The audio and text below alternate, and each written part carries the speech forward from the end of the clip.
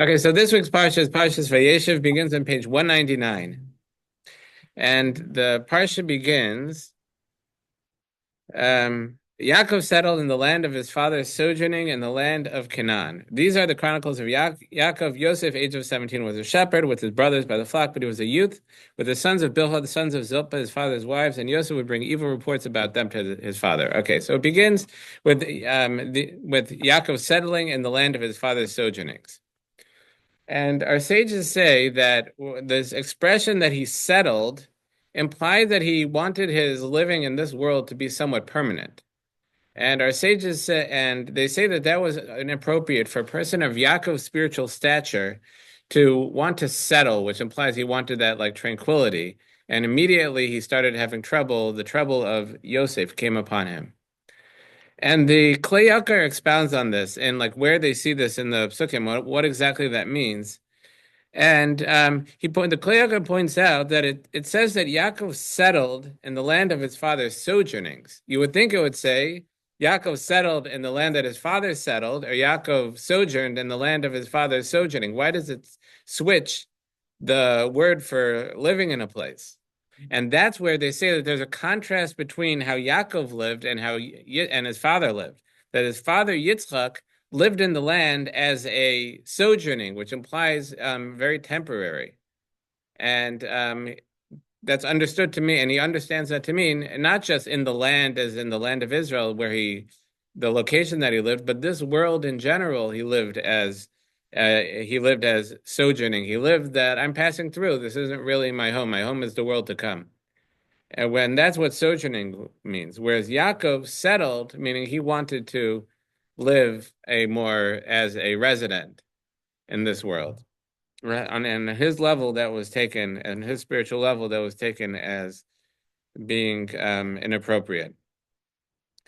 And he expounds further that his father Yitzchak, you see very clearly that he sojourned and was specifically commanded in that, as it says that he was told Yitzchak was told in beginning of I think Toldos, he was told Gur ba'aretz hazos, sojourn in this land, that he was commanded by Hashem specifically to sojourn as opposed to settle in the land. He wasn't told Shav ba'aretz, settle in the land. He was told sojourn in the land.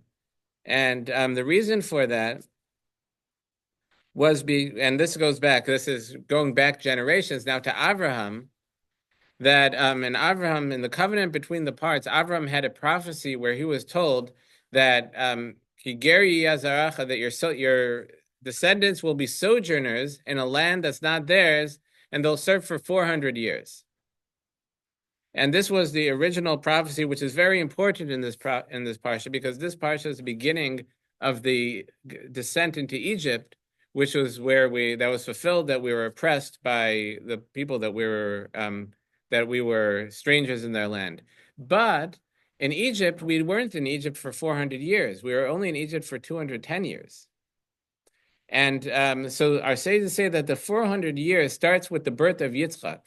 Because even though Yitzchak wasn't and was never in Egypt, and Yaakov went to Egypt at the end of his life when he was very old, but they were still strangers in the land that was not theirs, because they were never settled in this land. They were never comfortably settled in the land of Israel.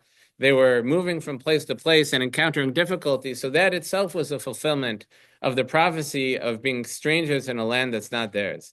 And the Klei Yakar says that's what our sages mean, that Yaakov wanted to live in peace. He wanted to settle. He wanted to, instead of being a sojourner, he wanted to be a settler.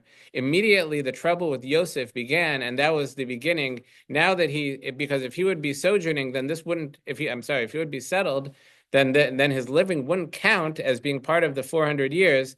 So they'd have to go down to Egypt for the real trouble to begin.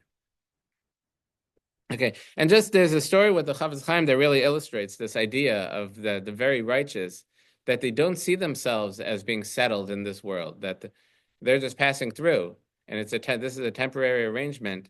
There's a story that a wealthy person visited the great Chafetz Chaim in Poland, in Radin, and she looked around and saw that there was nothing in the house. It was just like bare of, it had like the most essential furniture was the only thing that he had, and even that was very, very basic. And she was bothered and said, Rabbi, where's all your furniture? How could you live like this? And the Chafetz Chaim turned to her and said, where's your furniture? And she said, I don't live here. I'm just passing through. And he said, that's the same thing's true of me as well. I'm just passing through. This isn't my home. He's saying, this world isn't my home. My home is really the world to come, and I'm just passing through here. And that's really the attitude that our sages say that Yaakov was, on his spiritual level, somewhat deficient in. Okay, so it says that he had his son Yosef, who was 17 years old, a shepherd. And in the end of verse 2, it says, and Yosef would bring evil reports about them to their father. That Yosef was concerned about their welfare and their spiritual welfare. And when he saw them doing things that he viewed as being incorrect, so Yosef would bring those reports to his father.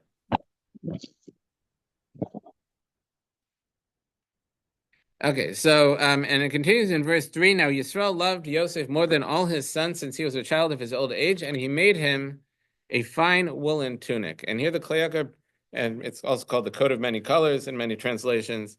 And the Kli Yakar explains this, that originally before Levi was selected after the sin of the golden calf to be the ones who serve Hashem, the Levi and the Kohen.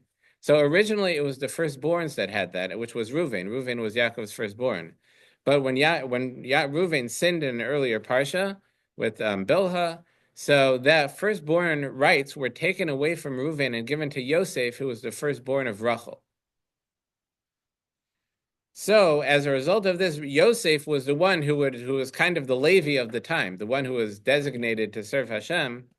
So he was given a fine woolen tunic, which was, or the coat of many colors, special garments that were evocative of the raiments of the Kohen Gadol, the special vestments that the Kohen Gadol wore.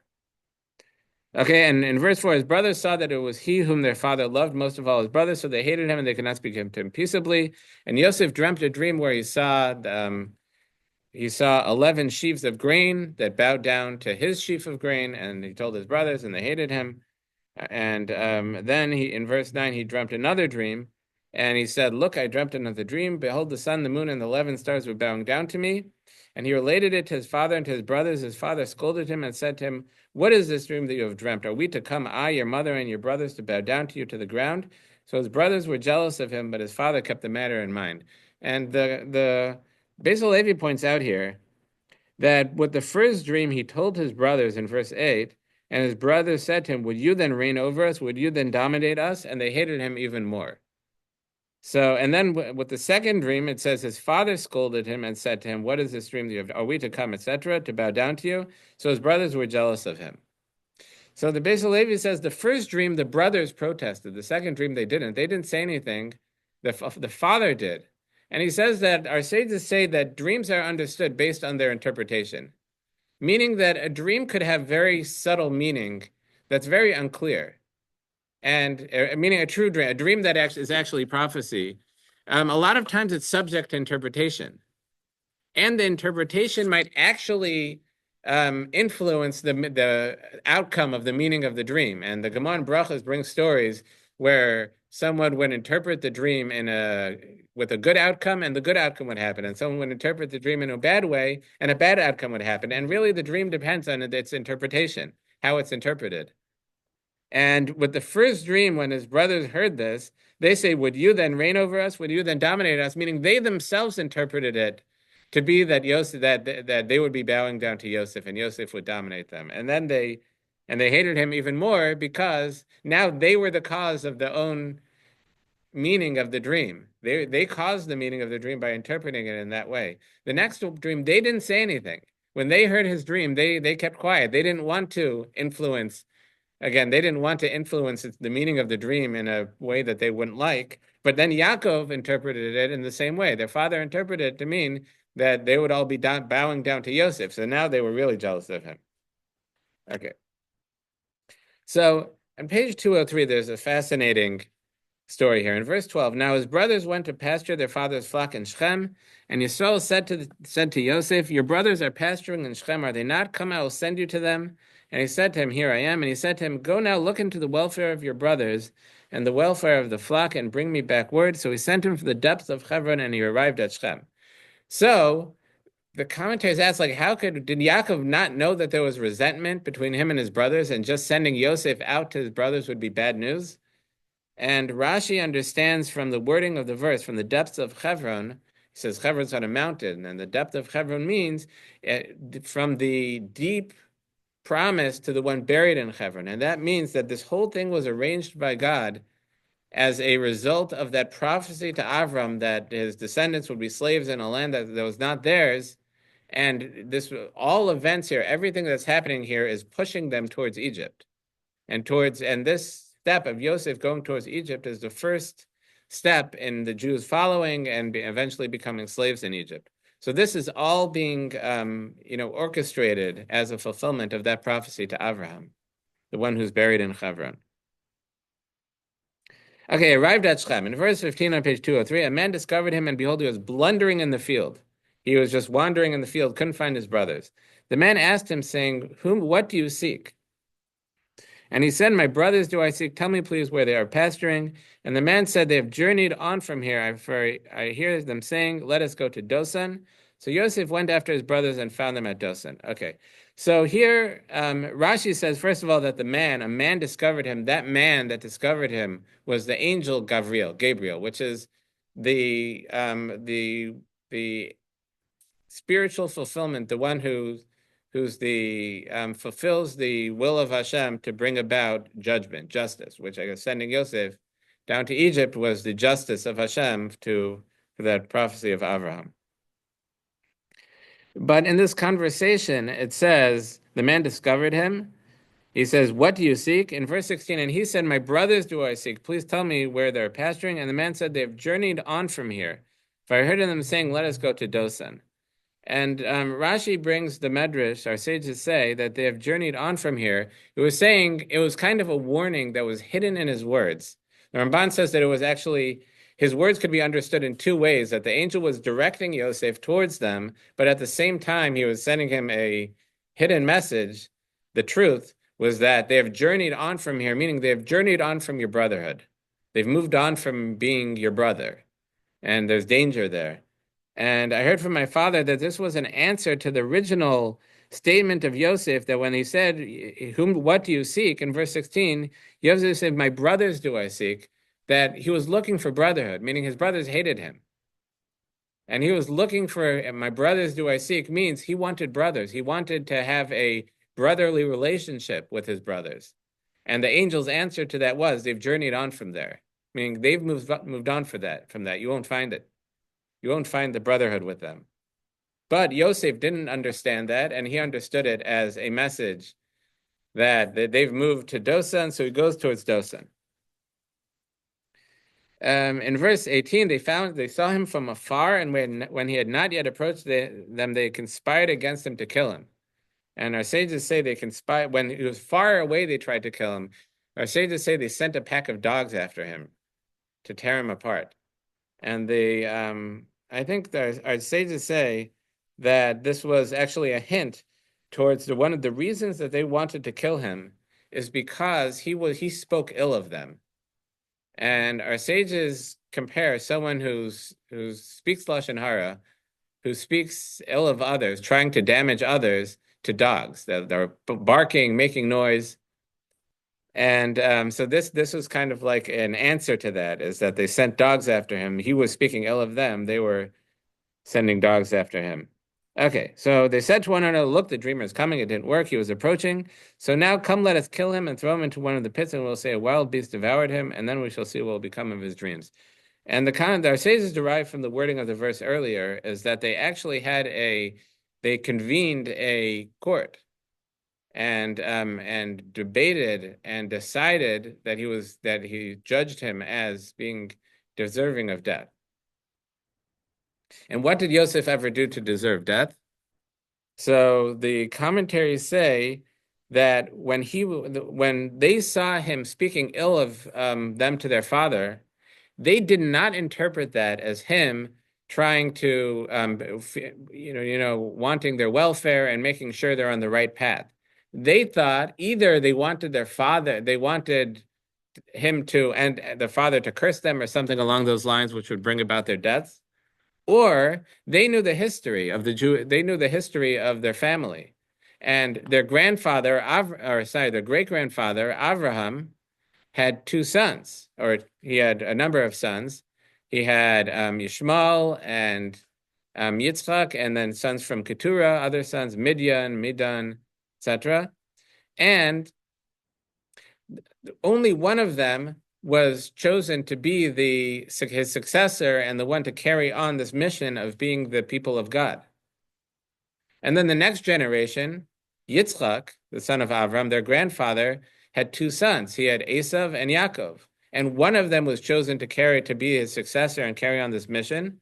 And the other one was left to be one of the nations of the world. Now, they thought Yosef was trying to position himself to be the successor to Yaakov and trying to manipulate Yaakov to alienate them so they would be essentially nations of the world. And to them, that was what they saw was deserving of death, that he was trying to expel them from the Jewish people. And to them, that was the equivalent of a rodif. So if the halacha is, if someone is chasing after someone, trying to kill them, pursuing someone trying to take their life, one is allowed, and not just allowed, encouraged to get up and kill them first.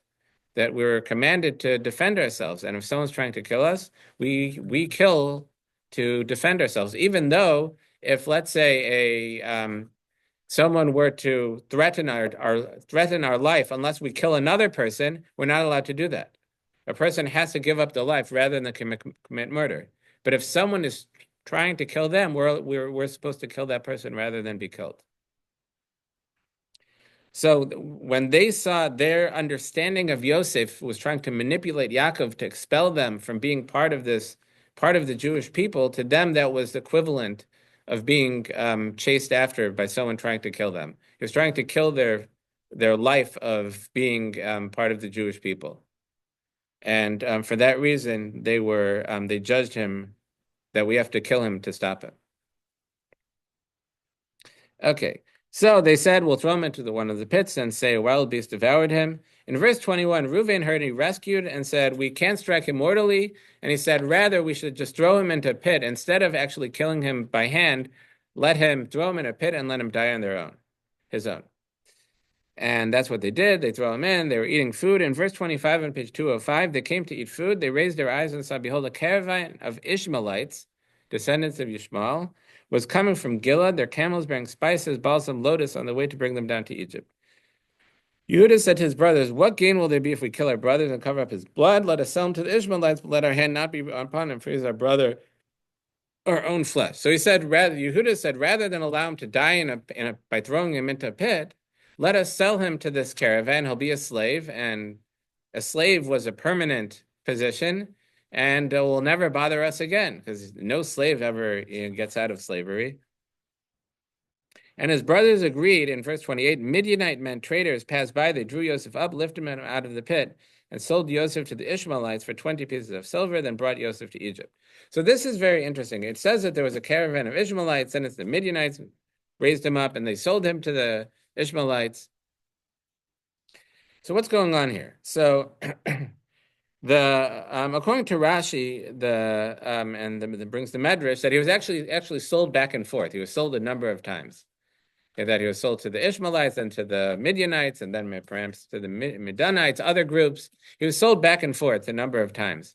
But the Ramban understands that a caravan of Ishmaelites was carrying Midianite merchants, meaning that the caravan was Ishmaelites. The Ishmaelites were the ones who had the camels, and they were the ones who led the caravans, and they did the transportation and security. They were the crew. And the Midianites were the merchants. They were the one with the merchandise and the money. Mm-hmm. So they saw this caravan of Ishmaelites coming, who were transporting a group of Midianite merchants, and the Midianite merchants were the ones with the money paid. So they bought they took Yosef and sold him to the Ishmaelites for these 20 pieces of silver. Okay, Reuven returns, sees Yosef's not there, he tears his clothes. And then they dip the tunic in animal blood. And in verse 34 on page 207, Yaakov hears about this. Then Yaakov rent his garments and placed sackcloth on his loins. He mourned for his son many days. All his sons and all his daughters arose to comfort him, but he refused to comfort himself. And he said, "For I will go down to the grave mourning for my son." And his father bewailed him. The Rashi brings that his father bewailed him. We already said about how Yaakov was mourning and crying for Yosef. His father bewailed him is not referring to Yaakov. Yaakov, the father of Yosef, is referring to Yitzchak, the father of Yaakov. That Yitzchak was still alive at this point, and he bewailed Yaakov the pain that Yaakov was going through. But say to say that he knew that Yosef was alive. He was able to sense that Yosef was still alive, but he couldn't tell Yaakov that because it wasn't revealed to Yaakov. Okay. So continuing on, the next, he was sold to Egypt, to Potiphar, courtier of Paro. On page 209, we've dealt with a lot of the story of Yosef. We'll come back to Yosef, but now the story of Yehuda. And this is really fascinating, I think, this Parsha, is that this Parsha is really the beginning of the story of Yosef and Yehuda, who are really throughout history the two leaders of the Jewish people. That Yehuda was the king. King David came from Yehuda, and his descendants are the kings of the Jewish people until and through Mashiach ben David. Mashiach, who's the descendant of David, is from the tribe of Yehuda. But Yosef, our sages say that before the Mashiach ben David, before the Mashiach from David, there will be a Mashiach ben Yosef, a Mashiach from Yosef, who will begin the redemption and who will fight against Esav and, for the most part, defeat Esav. That will be led by a Mashiach from the family of Yosef. And in the time of the first Beis Mikdash, the first temple, there was the after the kingdom. So King David was the king, first Shaul from Binyamin, then King David, then King Solomon, and then Shlomo, Solomon's son Rechavam, became king. And in his time, the 10 tribes seceded from Yehuda and Binyamin. And there were 10. Those 10 tribes seceded. The North seceded, very different from American history, and they were led for the most part by Yosef. So you have the kingdom of Yehuda and the kingdom of Israel led by Yosef. So these are the two leaders of the Jewish people throughout history, and it's really fascinating that that's the story of this parsha, is Yosef and Yehuda. That's what we focus on. So now in chapter 38, page 209, it was at that time that Yehuda went down from his brothers, turned away towards an Adulamite man whose name was Chira. There Yehuda saw the daughter of a prominent merchant whose name was Shua. He married her and consorted with her, conceived and bore a son, called his name Er. He had a son Onan and had a son Shelah. And she was in Chaziv when she bore him. In verse 6, Yehuda took a wife for Er's firstborn. Her name was Tamar. But Yehuda's firstborn, was evil in the eyes of Hashem, and Hashem caused him to die. Sages say that he didn't want to spoil her beauty by making her pregnant, so he wouldn't allow his seed to inside her to make her pregnant. So, and then in verse 8, the Yehuda said to Onan, "Consort with your brother's wife and enter into levirate marriage with her and establish offspring for your brother." But Onan knew that the seed would not be his, so it was that whenever he would consort with his brother's wife, he would let it go to waste on the ground, so as not to provide offspring for his brother. What he did was evil in the eyes of Hashem, and he caused him to die as well, also. So here, the commentaries say it's slightly different than actually. That it says, our sages say, is he didn't want to spoil his wife's beauty by allowing her to become pregnant, and then her body's going to change. With Onan, it was different. That our sages say that that there's a mitzvah in the Torah. This is before the giving of the Torah, but still they understood these spiritual ideas from the Torah. And there's a mitzvah in the Torah of Yibum, of levirate marriage, of a brother marrying the wife of his, I should say, backing up, if a man dies without any children, there's a mitzvah on his brother to marry his wife, and which is normally prohibited. A brother can't marry the wife of his brother, even if that marriage is ended by divorce or death. His wife's widow or his wife's divorcee, there's a prohibition in the Torah against that marriage. But specifically in the case of this levirate marriage, where a man dies without children, then he is allowed to marry that wife. And not only is allowed, it's a mitzvah. Nowadays, we don't do that. We do chalitza for reasons. But there's a mitzvah in the Torah to marry, and the Torah says that the son that's born is considered the son of the dead brother. So, and that's what this means here. He didn't want to have a child with, that Onan didn't want to have a child with Tamar because it would be almost like it's not his son. It's his brother's son, and he didn't want that. So he also didn't, made sure that he wouldn't have a child with her. Okay, so he died as well. And in verse 11, then Yehuda said to Tamar's daughter-in-law, remain a widow in your father's house until my son Shelah grows up, for he thought lest he also die like his brothers. So he didn't want to, he saw Tamar as like a black widow almost. Two of his sons married her and died. He was worried about the third. And some of the commentaries say he said until he grows up, meaning he's too young and he's afraid that he's going to fall into the same trap as his brothers and die as well. So wait till he grows up and matures, so he'll be able to make right decisions. So many days passed, and he went up to his overseer's sheep shearers. And on page 211, verse 13, Tamar was told as follows, behold, your father-in-law is coming up to Timnah to shear his sheep. So she removed her widow's garb from upon her, covered herself with a veil, wrapped herself up, sat by the crossroads, which is on the road towards Timnah, for she saw that Shelah had grown and she had not been given to him as a wife. So she saw Yehuda was holding back. So when Yehuda saw her, he thought her to be a harlot since she had covered her face. So he detoured towards her by the road, and said, come, if you please, let me consort with you, for he did not know that she was his daughter-in-law. And she replied, what will you give me if you consort with me? He said, I'll send you a kid of the flock, meaning a young goat. And she asked for what's your pledge? What will you give me like collateral to guarantee that? And she said, I'll give you my staff. Sorry, where am I here? Your signet, your wrap, your staff, and she gave them, consorted with her, she conceived by him. Okay, so here the commentaries say, first of all, the Gemara introduces this topic that it begins on page 209, back to 209, beginning of page 209, chapter 38. It was at that time that Yehuda went down from his brothers. What the Gemara says, what does it mean at that time? It was at that time that Yehuda, at what time? So the Gemara says that, what was going on here? Yosef was in mourning. He was being sold into slavery. I have like 10 minutes. Yosef was in mourning. He was being sold into slavery. Yaakov was in mourning. He thought he had lost his son. And Yehuda, what's Yehuda doing? Yehuda is busy finding a wife. He's looking to get married. And what's Hashem doing? Hashem's preparing the redemption of the Jewish people. And the commentaries say that the meaning of this is, meaning this is all divine orchestration to bring about the Mashiach.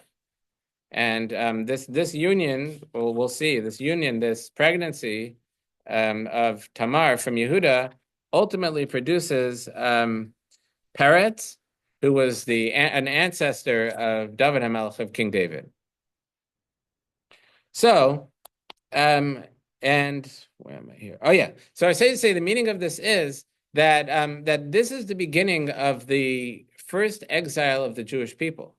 That Yosef going down to being sold to slavery in Egypt was a precursor to all the sons, Yisrael, Yaakov and his sons going down to Egypt, and eventually the entire Jewish people being slaves in Egypt.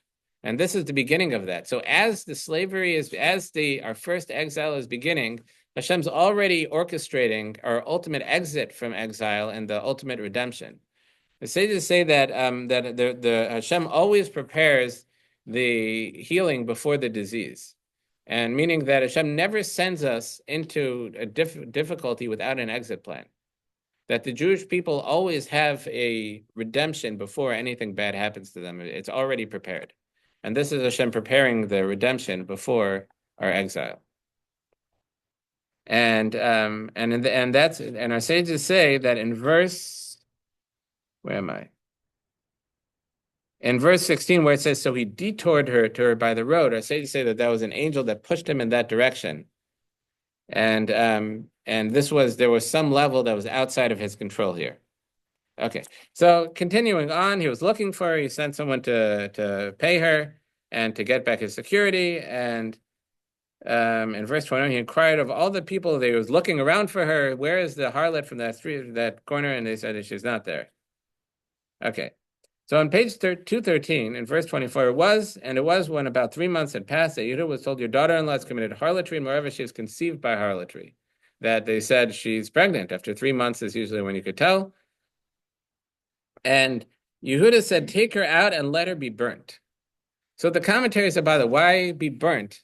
So she is connected to her brother Shelah. So technically, by Torah law, if someone is a woman whose husband dies, she's a widow. She's permitted to marry anyone unless there's some other prohibition. But in the case where her husband died without children, she's not allowed to marry anyone except one of the brothers. She's bound by this mitzvah of yibum, of this levirate marriage, unless either he doesn't want to or she doesn't want to. Then he would do chalitza, which is a ritual that would disconnect them so she can marry someone else. So, but at this point, since she was bound, it's like a semi betrothal to Shelah, so she wouldn't be allowed to marry anyone else. But at the same time, it's not adultery. It's not the same thing as being married. So why is it that she would, he said, take her out to be burnt? So they give various understandings. The Ramban actually understands that Yehuda was on the level of a king. That Yehuda was considered the king of the brothers, and where he was as well, that he was considered a king by all those around him. And for someone to take the betrothed of the son of the king is a real act of rebellion. And it wasn't a matter of just she was engaged to Shelah, so she's not deserving of being burned. She was engaged to the son of the king, and that's very different. And this is more like an act of rebellion than anything else. So she should be burned. So, in verse 25, as she was being taken out, she sent word to her father-in-law, saying, by the man to whom these belong, I am with child. And she said, identify, if you please, whose are these seal, this wrap, and the staff. So she showed the security that Yehuda had given her, that he was going to pay her. And in verse 26, Yehuda recognized it, and he said, she is right, it is for me, inasmuch as I did not give her to Shelah, my son, and he was not intimate with her anymore. And he recognized, yes, she's right, I'm wrong. And he said, she's not a rebel. As we said, their sin would have been rebellion against the king. She's not a rebel. And he said that, and he could have kept quiet and not been ashamed. But he publicly admitted his mistake. He was ashamed in front of everyone, and that's something that our sages say, because he was willing to speak up in spite of the fact of the great shame that it brought upon him, that was what allowed him to be worthy of being the king, of ultimately his descendants to be kings. And then she had twins, and the first one was made, and one stuck his hand out, and they put a crimson string around it to see that this was the firstborn. And then the other one pushed past it, like it drew its hand back in, and the other one pushed past around. And who was? This isn't. Well, we're not there yet. We're getting there. Hopefully, we have like 3 minutes, so I have to summarize the rest of the parsha. But so the other one pushed his way through. So that one they called peretz, which means like a breach, because he, not that he was born breached like they say, but he like he like pushed past the other one to be born first, and that was the answer. Our sages say that would indicated that that his descendants were to be kings, because our sages say that melech peretz getter, that a king, he makes a breach in the fence, meaning everyone else, if they want to get through a fence, they have to go find the gate. They have to look for the door to get through. The king could just go right through the wall. He could have his men just like move the wall out of the way to get through. And that was the indication that he was to be king. Okay, so Yosef goes down to Egypt. He's sold to the Potiphar, the chamberlain of the butchers. Some say that actually means, some commentators say that means he was the executioner. Butcher meant executioner, and that's why he would have a jail. Okay, and eventually he was very successful and was put in charge of the entire household. And Potiphar's wife desired him and tried to seduce him for over a long period of time. And finally, she was left alone with him and tried to throw herself on him, and she grabbed onto his clothing, and he ran out. And then she said she tried to reverse it and told her husband, "Look, he tried to seduce me, and then he fled when I grabbed his and he ran away when I called for help. And here's his shirt. You could see, here's his clothing." And okay, he was thrown in jail, and he eventually once again worked his way up till he was in charge of the jail, and the head butler and head baker of the king Paro was thrown into jail with him. Eventually, he saw that they looked down, so he asked them what's going on, and they each told him they had a dream. And and Yosef interpreted their dreams. He interpreted the dream of the baker that in 3 days he was to be killed. He was to be executed, and the dream of the butler is that in 3 days he'll be restored to his position, and asked the butler to please, when he is restored, remember him to Paro. And it happened exactly that way, as like Yosef said, that the baker was executed, but the butler was restored to his position, and the butler forgot Yosef, didn't mention him to Yosef yet, and we'll see later. Okay, shkoyach, everybody.